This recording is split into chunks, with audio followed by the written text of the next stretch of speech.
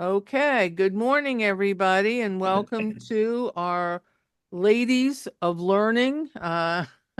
We hope that you are warm and this chilly day before Purim, and we wish you a Purim Sameach in the next week, and hope that you have a Freiliche Purim, a healthy Purim, a happy Purim, and that in these days of remembering Persia and the mean, terrible, wicked Haman, we remember the Iranian people who are fighting their own terrible Haman, Khomeini, and that they will be successful in overthrowing the terrible regime that is plaguing Iran, and so they will be blessed eventually and soon with freedom and peace. So I want to welcome everybody to the class. We are doing chapter 27 today. Now, before we uh, read the actual text of chapter 27, is there anyone who can give us a little synopsis of last week's class? Anybody? Just jump right in. Don't be afraid. Come on, let's see. I have We could meet up. We meet Abigail, who has a big effect on David. okay, well, that was in That's that was chapter 25, 26. Chapter it. Mhm. 26 was Yeah. when David goes and what does he do to Shaul? Hello. He he has another opportunity to kill Shaul. Right? And he does. Doesn't. Hmm. That's correct. Okay. So what does he do? Oh, here's something. What is he Hashem causes a sleep to fall over the entire encampment of Shaul and David and one man go to the encampment, and he takes what? He takes Oh, a the spear sword. and a The jug of sword. water. Go ahead. Right. The water. That's it. Right. Now Sorry. he could have killed Shaul, but he doesn't. And Right. and and once again Shaul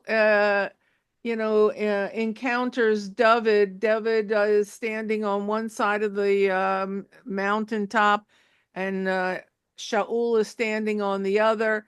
And David yells out for Shaul, and he says, "I could have killed you, but I didn't. Once again, I respect that you have been chosen by Hashem, and so I didn't kill you. But look what I have of yours. It's just this is how close I was to you.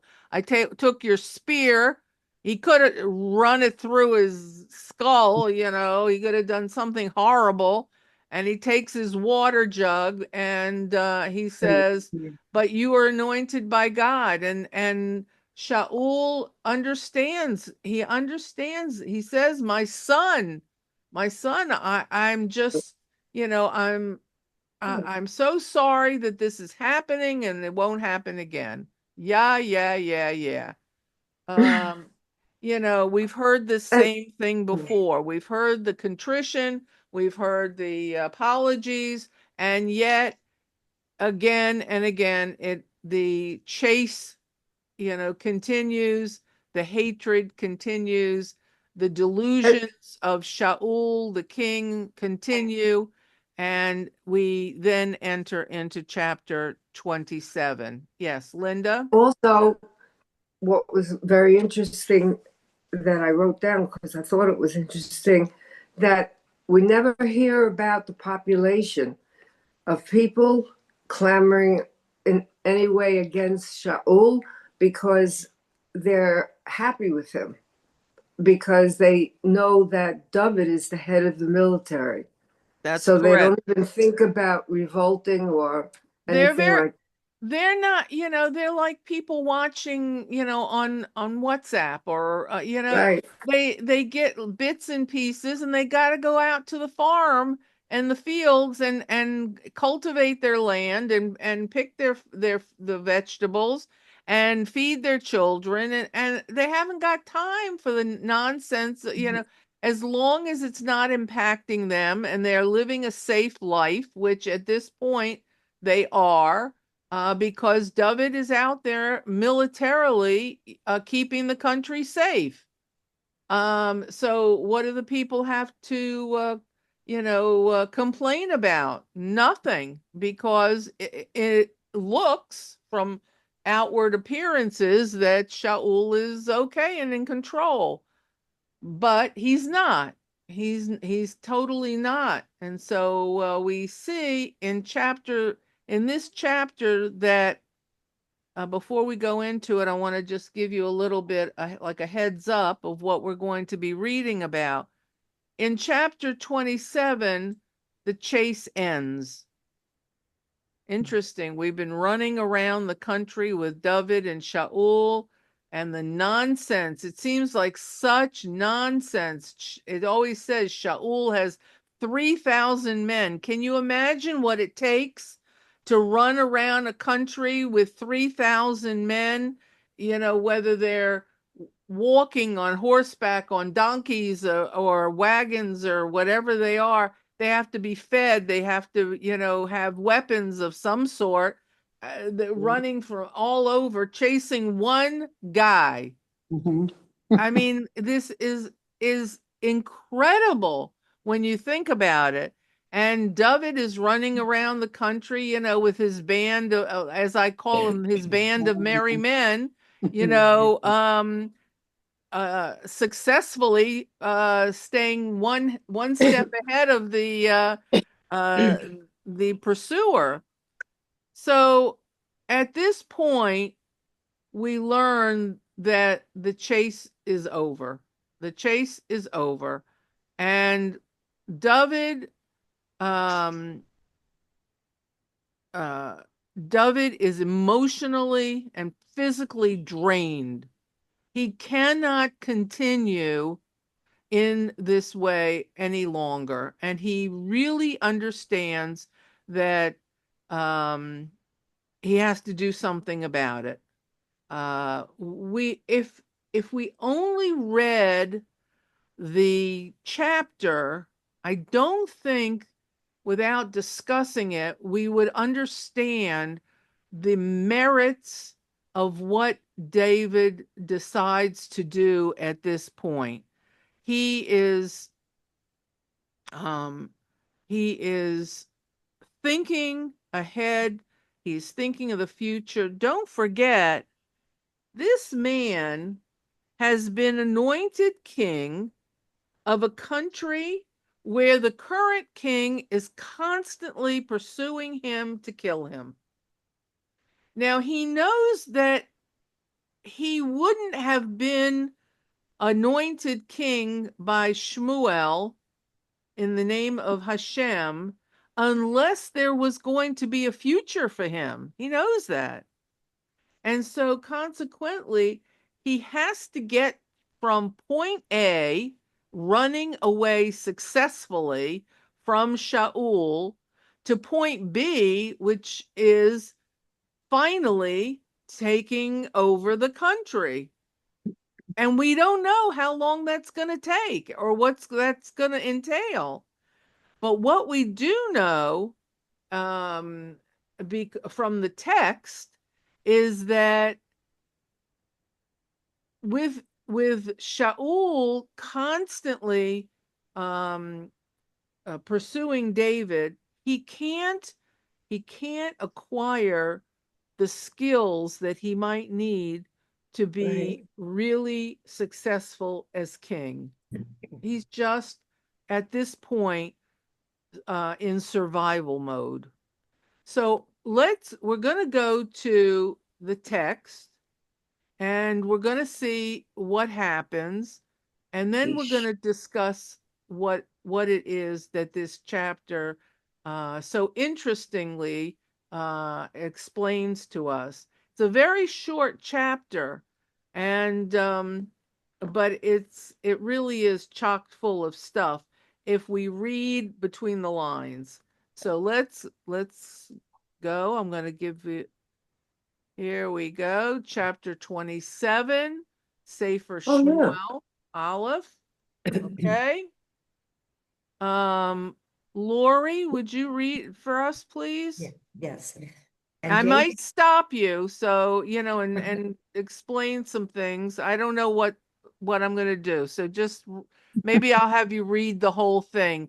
But everybody listen carefully to what's Right. being told to us, because every pasuk is really chock full of information. and David said to himself, now I shall perish one day in the hand of Saul. There is nothing better for me than that I shall escape to the land of the Philistines, and Saul will despair of me, to seek me any more in all the border of Israel, and I shall escape from his hand. And David arose, and he and the 600 men who were with him crossed over to Achish, the son of Maoch, the king of Gath. And David dwelt with Achish in Gath, and he and his men, each man and his household, David and his two wives, Ahinoam the Jezreelitess, and Abigail. She's Yes. from Israel, Jezreel Valley. Okay. And Abigail, the wife of Nabai, the Carmelitess. Okay, she was formerly married to Naval, the Carmelite. Okay. And it was told to Saul that David had fled to Gath, and he did not continue to search for him. Oh, yes. And David said to Achish, if now I have found favor in your eyes, let them give me a place in one of the country towns, and I shall dwell there. For why should your servant dwell in the royal city with you? And Achish gave him Ziklag on that day. Therefore, Ziklag has belonged to the kings of Judah until this day. And the number of days which David dwelt in the field of the Philistines was some days and 4 months. And David and his men would go up and raid the Geshuns and the and the Gizrites and the Amalekites, for those tribes were the inhabitants of the land, who were of old, as you go to Shur, even to the land of Egypt. And David would Right. smite the inhabitants of the land and leave neither man nor woman alive. And he would take sheep and cattle and donkeys and camels and clothing and return and come to Achish. Wow. And Achish would say, where did you raid today? And David would say, against the south of Judah and against the south of the Jerahmeelites and against the south of the Kenites. And David would leave alive neither man nor woman to bring to Gath, saying, lest they tell about us, saying, so has David done, and so is his manner all the days which he has dwelt in the field of the Philistines. And Achish believed David, saying, he has greatly abhorred his people Israel, and he will be to me a bondsman forever. Okay, what do you think? Wow. I don't know Okay, what to think, except that maybe that's the formula that you have to strike everybody, because if you don't, they will strike you. okay, okay. So I wanted to read the whole thing intact because it was short. So let's just go through some of this, okay? Um, Okay. uh, let's read this first pasuk again. And David said to himself, now I shall perish one day in the hand of Saul.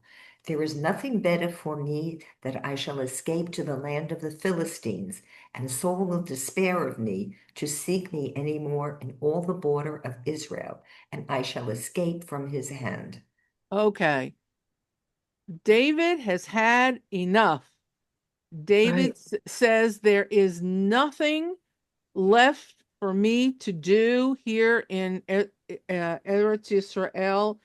I cannot continue running like this. He has two wives that are with him, and he has one wife back in the at the homestead waiting Is for that him. Michal? Huh? Is it Michal? Michal, yes. Michal. And and Saul continues to chase him, and he is not true to his word that, yes, my son, I understand what you're saying to me. Right, He where you are. continues to, and then they leave, and they've made like some kind of a understanding, and yet the next thing that David knows is that he's being pursued again, and that the people from different areas are going to Shaul and telling him that Oh, that where David is. They're like tattletaling, as I say. So David says there's no choice except for me to leave the country. And for David, this is horrible because he right. knows he's going to one day be the king of this country, and yet there is no safe place for him at the moment. There's a quote we're going to read in a few minutes about what David says to Shaul about leaving the country. It's like idol worship, and David does not like that fact. But in chapter 21, we we saw that David ran to the Philistines for the first time to get away from Shaul. And I don't know whether you remember or not, but Yeah, it was the same king in Gat. It was the same situation that David had just been pursued uh, time and time again, and he needed to get out of this terrible situation. And he goes to God, to Achish, and Achish says to his men, says, I hear that David is in our country. And they say, yes, but he's acting crazy at the gate. right. Remember, he was acting like a madman. And and Achish, the king, says, well, leave him alone. Do I need one more madman in this country? I got enough crazy people here. Why do I just I'm not going to even deal with him. So the people were very willing to kill him and to take his David's life, but Achish says he's crazy. I'm not even going to deal with him. And unbeknownst to him, or beknownst to him, he saves David's life. So again, we find that David has decided to go to Gat, Achish, and this time he's not going to just show up in the city and have Achish learn that he's there. He's actually going to go to the king and said, I'm here and I'm looking for refuge. He's a refugee now, and he's bringing 600 men, not a small amount of people, and their families. And at this point, David has two wives as well. So he goes to Achish and he says, I need you to protect me. And what does David say? Let's see right here. You want to continue reading? Do you want me just from where the arrow is or Yeah, the whole yeah, sentence? right here. Okay. And David arose, and he and the 600 men who were with him crossed over to Achish, the son of Maoch, the king of Gath. Okay, continue. And what happens then? And David dwelt with Achish in Gath, he and his men, each man and his household. Okay, David, so he goes to Gath, and they're living there, but David David is not just running away. He is thinking about what the benefit is for him to be there. There has to be some reason that he's being taken there. And as you see in this chapter, there was no mention of God. Mm. There Mm. was no, Uh, he doesn't consult with God at all in deciding whether or not to go to the Philistia. He he has David has always relied on the word of God and seeing whether or not going into battle is going to be fortuitous for him. He has always consulted with Hashem as to whether or not he should he or should he not refrain from attack or whatever the situation is. But here we see that David is making his own decision, and he has his own reasons for deciding to go to Achish, go directly with the families of all the people that are with him, and to talk to the king. Okay. And we're going to go through all of those reasons, and you're going to see how brilliantly thought out this is. Okay. Now let's continue. Um, so he's living in Gat, and that's where the king is living. And they say you can't live in this, two kings can't rule in one country. And so David goes to Gat, to the Achish, and he says to him, look, with all due respect, you are the king here. I don't want anyone, right. wondering about why I'm here. He's very diplomatic, very smart, and he makes the king feel good about himself. Oh, you are the only king in this area. Now you know that there are 5 major cities where the Philistines are. They've got 5 separate. They call them kings. They're like governors of these areas. There's Ashdod, Gaza, Ashkelon, Ekron, and Gat. And those are the 5 areas. Were those 5? I think there were 5. And they are the areas where the kings dwell. These 5 rulers dwell all under the banner of Philistia. And this particular Achish, the king, says to David, you're right. I am the king of this area, and it's not really good for me, you to be here. So why don't you take, I'm going to give you a gift of a territory called Ziklag. Ziklag. Yep. We're going to look at it on the map. Let's take a look. We're going to go to the map, and we're going to find out exactly what gift. Okay. Now, do you see? Can everybody see this map? Mhm. Yes. Okay. So this is the Mediterranean. This is only a part of the map of Israel. Here's the Judah. The tribe of Judah is in the south. The tribe of Benjamin is in the north.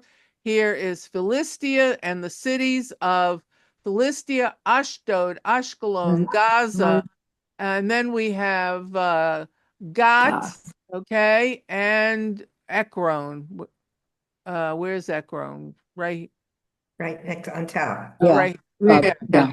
Okay, so these are the major cities of Philistia, the Philistine cities, and Achish gives David Ziklag. See down here? Yeah.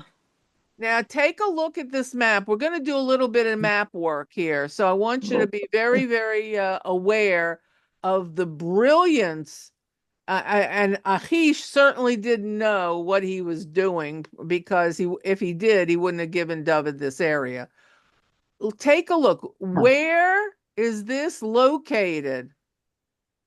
In Israel. In No, Judah. no, Oh, it's it- right on the It's on the border. border. Oh, It's it's on right the on the border. border here. So what's the closest area?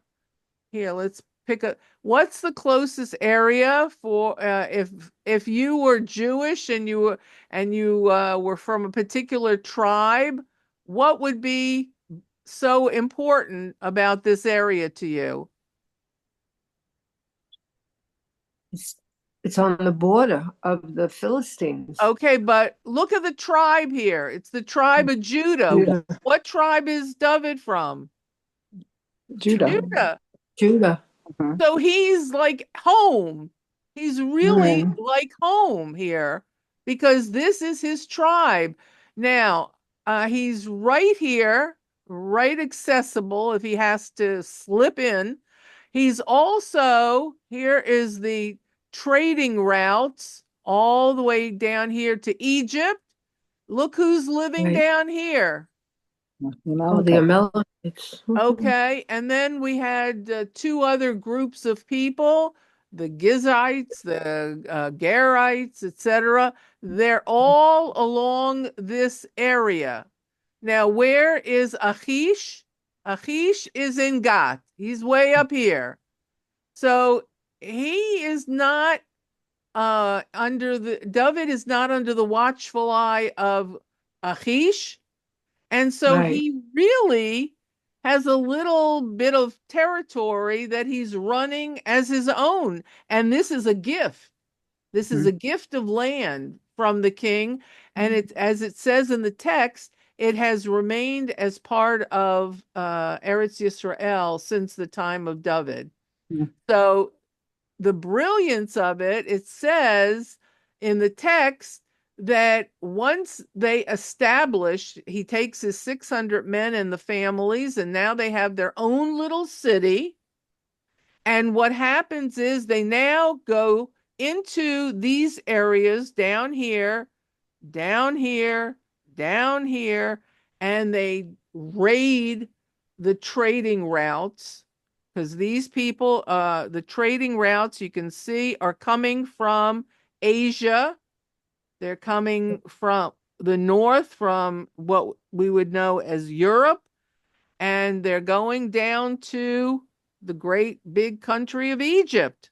Egypt. Yeah. Okay. And when they come down here, and here is Ziklag, here's David, he's able to attack all of this area, all this Ah, uninhabited area, the Amalekites who have continued to be a thorn in their side because they weren't, they were not totally destroyed. They still are there. And the other kingdoms that are living here. Now, what the beauty of this is that David and his men attack in these areas. They take the spoils. Now, they do two things. They keep some of the spoils because, they're not in the land long enough to start farming and whatever. right. They're only there about a year and 3 months or 4 months. That's all they're there for. So it's not like they've set down roots and they're there for years and they've got businesses and whatever. Their business is really, in David's mind, Survival. is he is protecting the southern part of Israel, the tribe of Judah, and the tribe of Shimon was also in this area. And David is protecting all the border down here.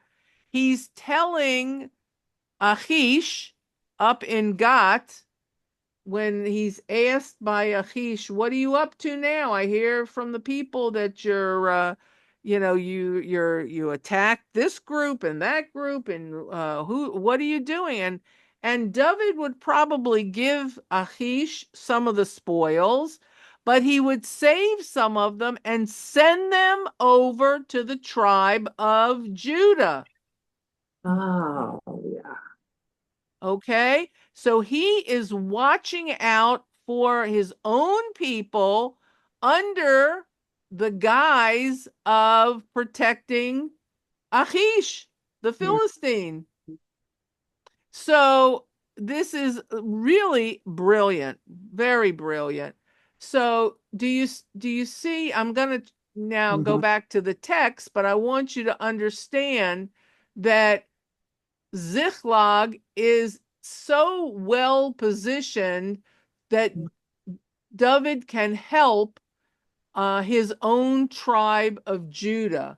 And eventually, he's going to, as we know, go back into Israel, and the people from Judah, because he has continually supported them, are very happy when he comes back home.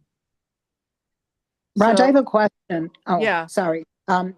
Is it also, I'm wondering when Achish gave him that area, Uh-huh. was there also another ulterior motive? He was saying, From okay, I'm who? up here, From that Achish was like, I'm up here, you go down there and you do a little bit of our dirty work for us. You absolutely. help to protect us. It wasn't just, oh my gosh, I'm going to be wonderful to you. He Right. also was saying, you're there, I'm going to give you that, you help us. Right.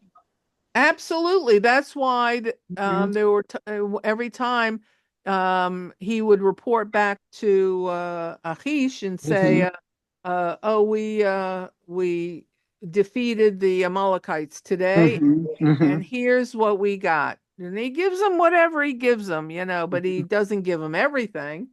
Certainly, Achish wasn't stupid enough to think that he was giving him everything. mhm, That some of the stuff he would keep for himself. Um, and he would say, to Achish, "This is all in the name of Philistia. I'm doing this for you because you are mhm, protecting me. You have kept me safe from Shaul." mhm. Now, don't think that Achish didn't know that Shaul was chasing David. They knew very well what was going on. But this time, when he comes to Achish, he is the slayer of Goliath. Mhm. Prior to that, he is the military um, uh, Ted. general of Shaul's army, who is in Achish's mind defecting, and Achish knows certainly what has happened, and that's why he's very eager and very happy to take David in. He feels that now he has someone very special. Now David has proved himself. He's a warrior, he's a hero, and he's a hero that the Israelites trust. So he could, as we will see, use David strategically for his own good. Okay. So as we learn in the text, let's go back to that. Okay, where were we? Uh, okay, and he gave him Zichlav, and it was. Was it You want to Judah? read this One sec. here? Do you want me to Oh, read? Yeah. And Achish gave him Ziklag on that day. Therefore, Ziklag has belonged to the kings of Judah until this day. Okay, so now we know where it is mhm. on the map and why we say it belonged to Judah. Okay, that's very important. Now continue. And the number of days which David dwelt in the field of the Philistines was some days and 4 months. Okay, so it gives an Days. amount of time which the commentators say was about a year and 4 months. Yamim, the Hebrew, indicate it doesn't say a shanim, or shana, but this is what the Meforshim think, that it was about a year and 4 months. And David, go ahead. And David is raiding all these different groups, and he's taking the spoils, and he continues to be successful in every battle that he and his men engage in. And let's continue. And let's read number 9. And David would smite the inhabitants of the land and give neither man nor woman alive, and leave, excuse me, neither men nor woman alive. And he would take sheep and cattle and donkeys and camels and clothing and return and come to Achish. Okay, so what was it necessary that David kill every single person? Probably not. If you just look at it as a battle. I mean, certainly the Amalekites were still around from battles, but what he wants to do is to make sure that nobody in this attack goes and tells any of the kings of Philistia. Okay, he wants to make sure that nobody is going to say David attacked us, he took the spoils, and we saw him crossing over into Judah, or we saw him this, he wants to make sure that everything is in Achish's eyes, it's all kosher. Okay, so let's continue. Go ahead. And Achish would say, where did you raid today? And Right. David would say, against the south of Judah and against the south of Jerahmeelites and against the south of the Kenites. All right. So Achish is keeping up with David. He's not just letting him be a loose cannon.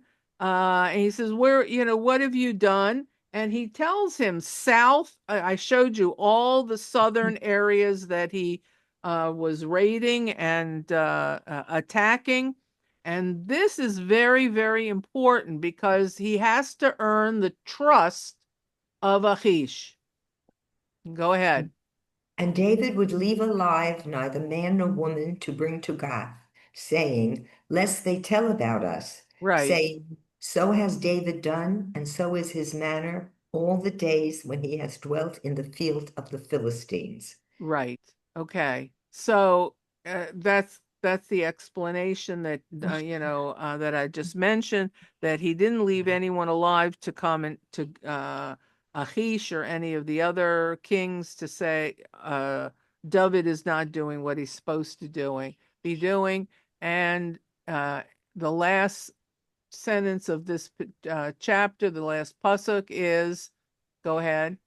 And Achish believed David, saying, he has greatly abhorred his people Israel, and he will be to me a bondsman forever. Okay. So 1 minute, I just wanted, from all this, I'm gleaning that not only was Achish delighted, but it must have been that one of their tribes always attacked the other. It was always a battle between them. So here David is giving him not only protection, but Right. they really are allied in that Right. he's letting him do this and Right. wants him to do this. Right. So, absolutely. The Achish is thrilled that he has somebody he seems to be able to trust David, and he believes him that because David brings some of the spoils. And like I said, these tribes were very happy to to attack whoever they were nomadic tribes, and they were very happy to um, uh, attack either both Israel and Philistia, and take whatever they needed, kill whoever they needed for their own good. And so consequently, these people were always a thorn in the side of the Philistines as well. So Achish was thrilled. So even though David goes, to Philistia and runs away, he is still trying to maintain some type of connection with Eretz Yisrael. And he is using this experience as a leader of this small group of people, which is like a stage, before he becomes king.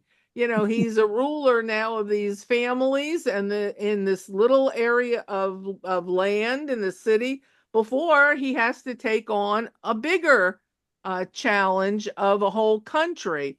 So it's a it's like the on the job training for David, and it's very, very smart what he's doing. So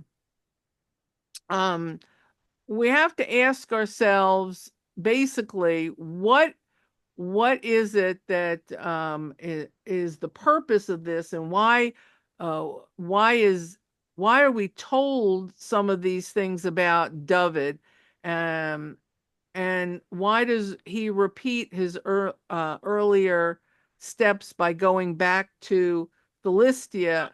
But if you looked at the map, you would see there was no place else for him to go. Because Eretz Yisrael is surrounded by all these kingdoms that are very happy to attack and to kill the Israelites. So that he couldn't go to the west because, there was nothing there for him to go to. Basically, all he could do was he going to go to Egypt? No. Was he going to go up to Lebanon? No. There were already kings up there, and he wasn't going to go that far north. So basically, there was only one place for him to go back to. So now let's take a look at some of the things that. Okay. So the text really gives us David's reasoning, and it says in the first sentence, I'm going to be pursued by Shaul for the rest of my life, or the rest of Shaul's life. So I might as well make a decision here as to what I'm going to do and where I'm going to go. So in chapter 24, we learn that David spares Shaul and En-Gedi, and he has a chat with Shaul, and they depart as with an agreement that Shaul was going to leave David alone.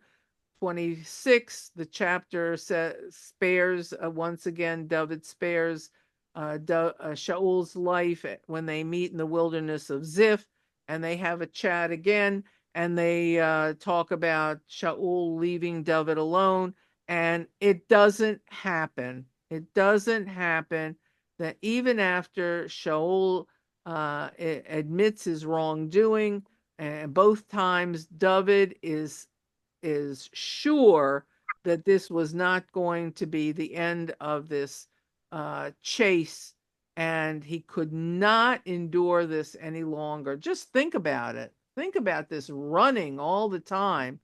It was too much. So there will be no normalization with Shaul. David understands this, and he probably says, until Shaul dies, there's no place in Eretz Yisrael for me right now. There just isn't. I have to do what I have to do to protect myself, because God is waiting to make me king at some point, and I will continue to do whatever Hashem wants me to do to survive and to keep myself safe until I am called upon to be the king. Doesn't it make sense? Of course it does. Um, it just would seem to me that the frustration of all this would just be mind blowing. Okay, so this is a very pragmatic survival decision that David makes. It is not ideological, it's not political, it is just a personal mode of safety. And Right. he goes to a known place. He goes down with 600 of his men and their families, and he goes directly to the king of Gat, and Achish really welcomes him because he knows what the situation is. And he gets a piece of property. How good is that? Can you imagine going into exile with a bunch of people that on your side that have fought with you, and the king gives you a piece of property and says, go live down there. I understand why you don't want to live in the city with me. I'm the king. You're not the king. Go down there and do your thing. But your job is going to be protect my southern border. And that's what we're looking at. So, and this is fine because David provides military value. He provides, he comes with political leverage. Certainly, the king says, "Oh, David has left Eretz Yisrael. I can now use David, his experience as a leverage against the Hebrews." And and certainly David comes with a reputation as a commander because he knows he was the head of Shaul's army. Now, I think that the decision aligning with Achish gives David some very important, protection against Shaul. Because if David proves to be worthy for Achish, then Achish is going to protect David against Shaul. And it makes perfect sense. Also, Achish says, wow, I get really good economic stability from this guy who is raiding all of these trading people and these other, countries. So I have a bonus. I have a warrior. I have a provider of, sheep and cattle and everything else. And I have, I have some type of control over the territory that he's fighting. So it's a win situation for Achish. And that's the beauty of this. Each one of them, both David and Achish, find that it's a win-win situation for them without really knowing the other's intentions. David knows Achish's intentions, but Achish certainly doesn't know David's intentions. And I think that it's so brilliant that what's going on here, but we really wouldn't understand it unless we really talked about it and broke it down. So and the beauty of it is that David is far enough away from the tribe of Benjamin, which was further up north. We saw on the map that the tribe of Benjamin, where Shaul was in Gibeah, was far enough away from Ziklag and Judea in the south that Shaul wasn't really interested in what he was doing at the time. He had other things to deal with. And it was just a perfect situation for David. Now, let's see if we can add any more information to any of this. Does anyone have any questions or comments about this? Anybody? Oh. Rhonda, does Shaul ever pursue him again after this? Okay. Or do we have to stay tuned? We have You have to stay tuned. to stay tuned Mm-hmm. because as you certainly know, David becomes king of Israel. And Right. so he's not staying there, and the text tells us he's only there for a year and 4 months. And so we know that something is going to happen. Interestingly enough, yeah, we're going to go back to the text because I'm going to show you something that's quite interesting. Let's see here.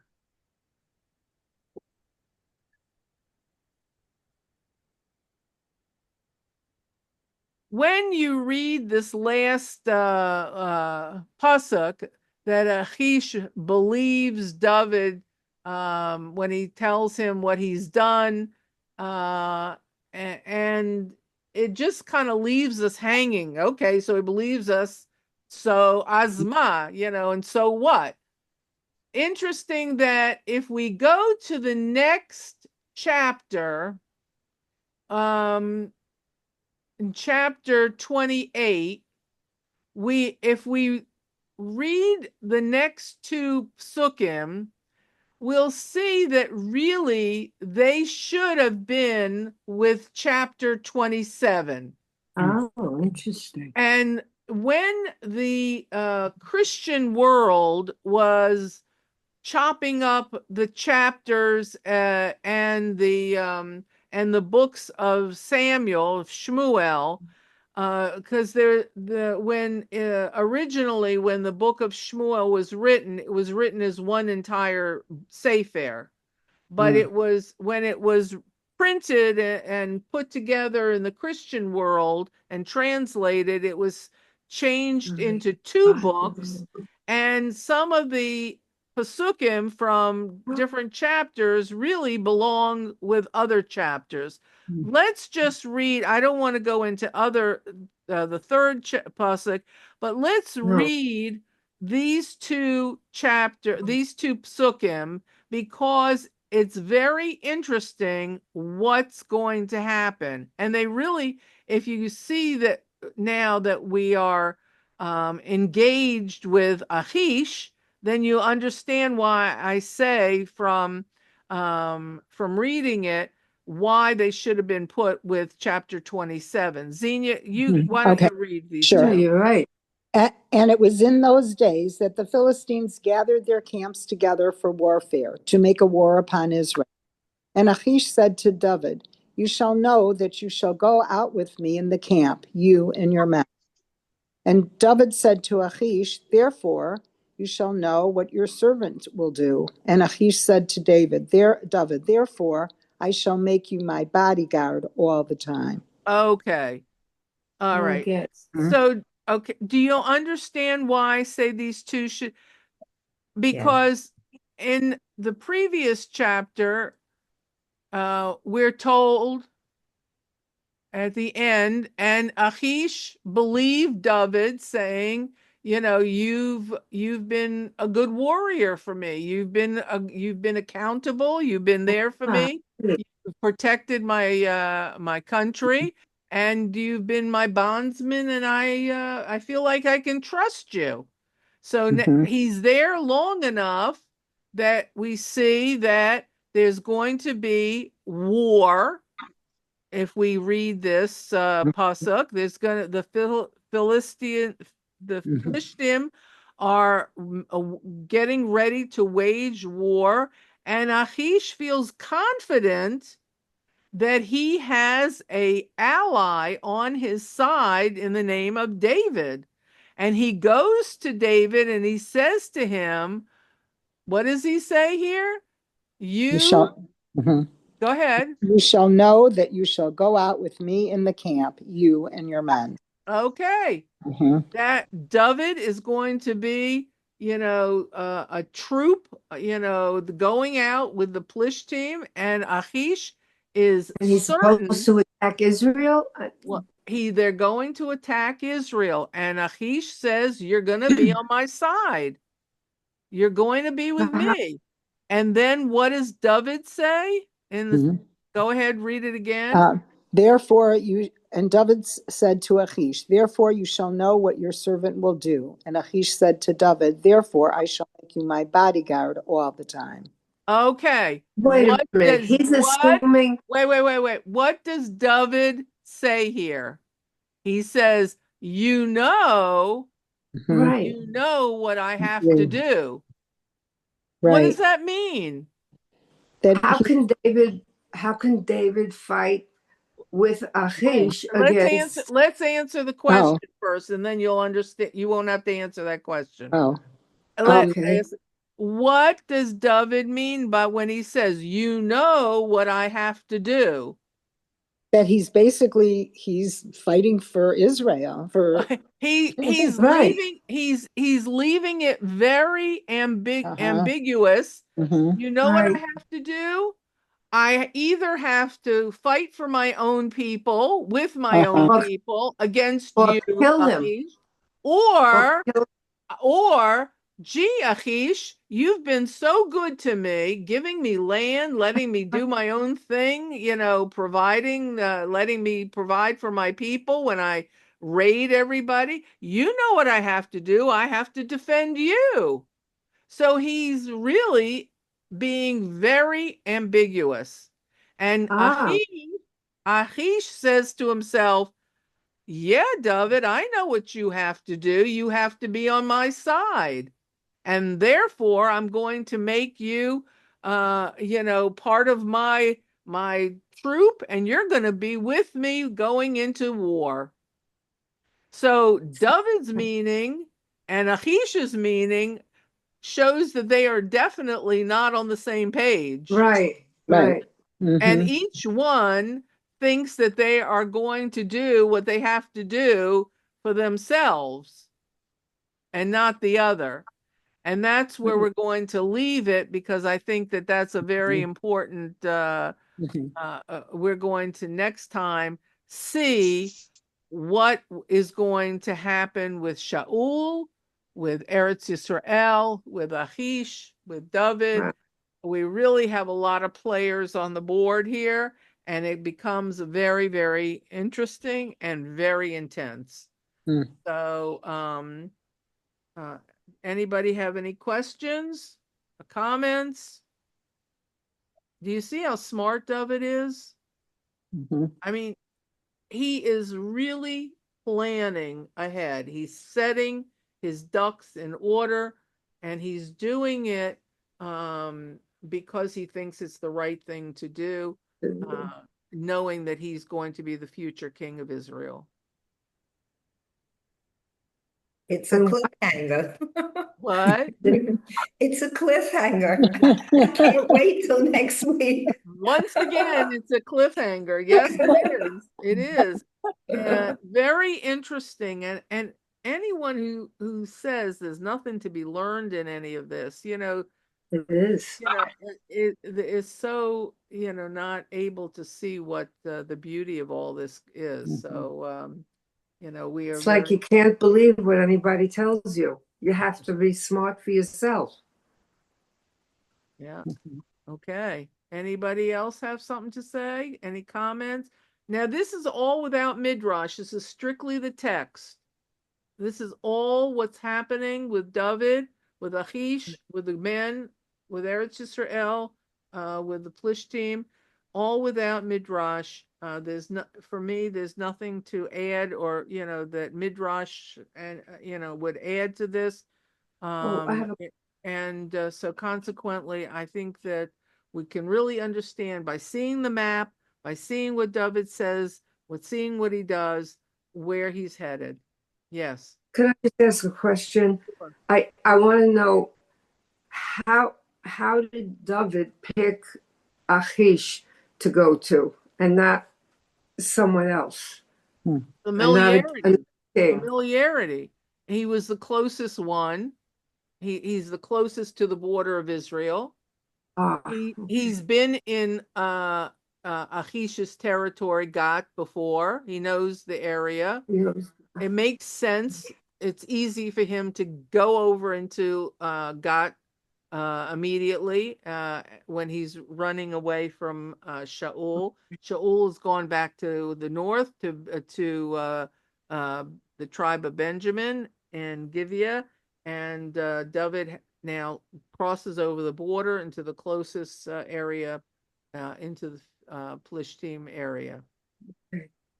And also, he probably knows the king's mindset because because David has dealt with people of power and stuff. So I think he probably knew who he was dealing with.